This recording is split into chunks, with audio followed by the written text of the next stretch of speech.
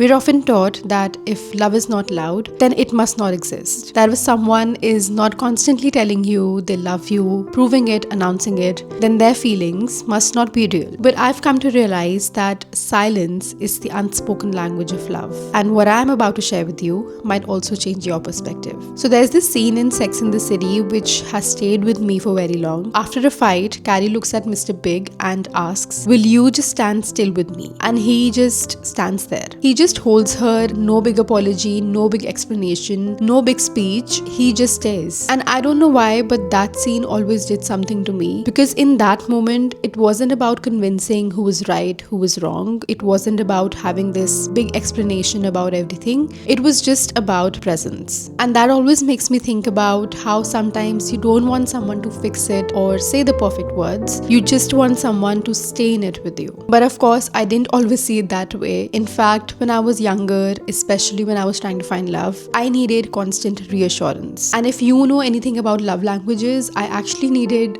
all 5 of them to be showcased to me to know if someone was in it with me. And if I didn't get that constant reassurance, connection, validation, then I always thought that affection and love had disappeared and that I was being rejected. Looking back, I realized that that was my anxious attachment style speaking, and we all have different attachment styles depending on our experiences. And for me, constant reassurance was like oxygen. And if I'm being honest, I still value words of affirmations and the affection that is shown in love.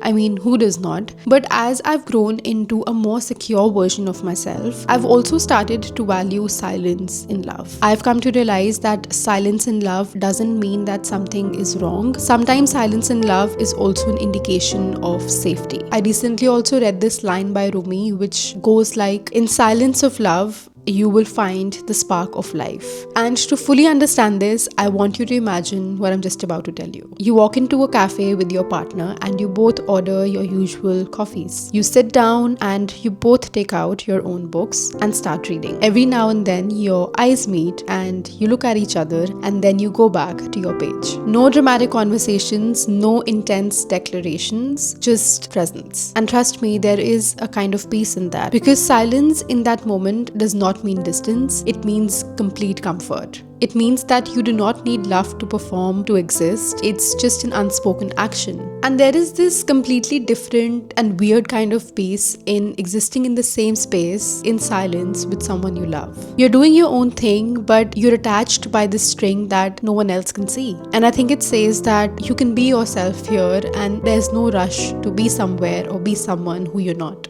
And silence also shows up in small gestures. It's listening carefully when the other person is explaining about their day. It's coming home after a long day and just sitting together without forcing a conversation, or even waiting patiently while the other person is getting ready. Saying less but consistently showing through your action that you're there. I don't think love always needs too many words. Sometimes it screams through consistency, through energy. It's in brushing your teeth in the same mirror. It's knowing that the other person had a bad day just by simply looking at them. It's waking up next to each other. It's missing their presence even if they're in different room but in the same house. And when you're apart, it's like you get them and they get you, and not constantly questioning whether they're there for you. But I also want to acknowledge that it's not that loud love is fake. Sometimes loud love is beautiful and necessary. But I've noticed when love is constantly performed outwardly, it becomes so much about validation. I've seen couples who post about each other endlessly, who declare their love for each other endlessly, but behind the scenes, their relationship is not all rosy and not at all healthy. And I've seen couples who barely show any outwardly expression of love publicly, but they have a very steady and a healthy relationship. It's not that they do not show affection publicly, but they're not performing for the world, and instead they're focused on building something privately. I also feel that a lot of us need constant reassurance, not because we're needy, but because we want to feel safe. We want to feel understood, we want to feel chosen, and we want to know that we matter. And sometimes we often feel that the only way to know that we matter is through words, through being told again and again that we are loved. But over time, I've also realized that being understood in silence can sometimes feel deeper than being praised in words. And it's not about constantly hearing I love yous, but about someone who understands you even when you're quiet. And similarly, for the other person to also not need constant reassurance to feel secure in the relationship. And before being in a relationship, I remember I wanted love to be proven constantly. But when I think about it, I don't think I myself wanted to be in a relationship where I had to prove my love constantly or perform it to make the other person feel secure. I have always wanted a kind of love where I can show up as I am, unfinished. There are days when I genuinely don't know how to explain what I'm feeling, when I'm overstimulated, tired, very, very sad. But with the right person, it doesn't feel like distance to me. It in fact feels like a very, very safe space. And it's not even about just relationships. I felt the beauty of silence in friendships. There have been times where I've been to a friend's house and we are both doing our own thing, and that has been enough. I think I just enjoyed being in their presence and knowing that nothing's gonna happen to this friendship, even if we don't talk continuously for an hour.